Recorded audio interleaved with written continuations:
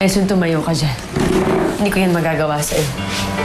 Wala nang ibang gugustuhin kundi makasama ka, Sharina.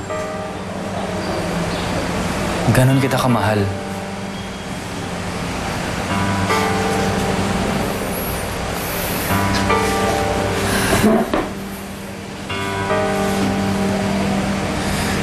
Hindi ko ipipilit ang sarili ko sa'yo, Sharina.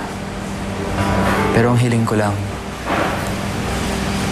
pag-isipan mo naman ang alok ko.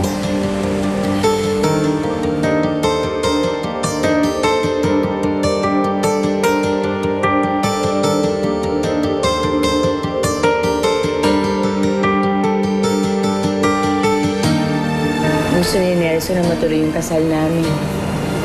Bakit hindi, ate? Total, wala na naman si Benji, di ba? Kailangan matanggap mo na yun.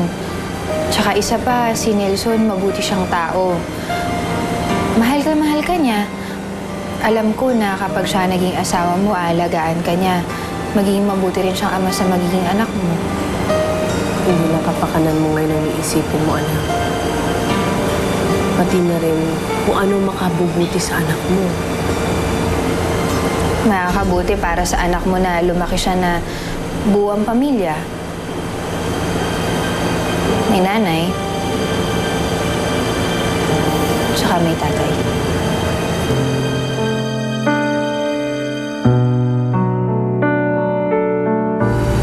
Alam mo, anak, napakaraming alaalang iniwan sa akin ang tatay mo dito.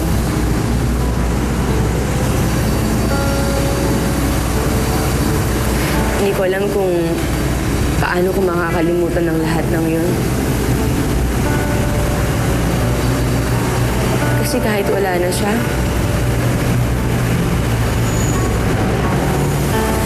mahal na mahal ko pa rin ang tatay mo. Sobrang miss na miss ko na siya.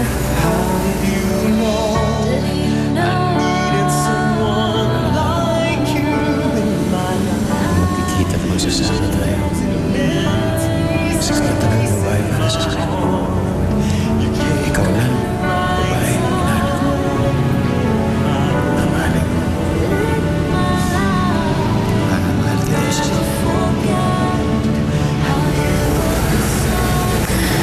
Alam ko na wala na ang tatay mo, pero alam mo, minsan umaasa ako na balang araw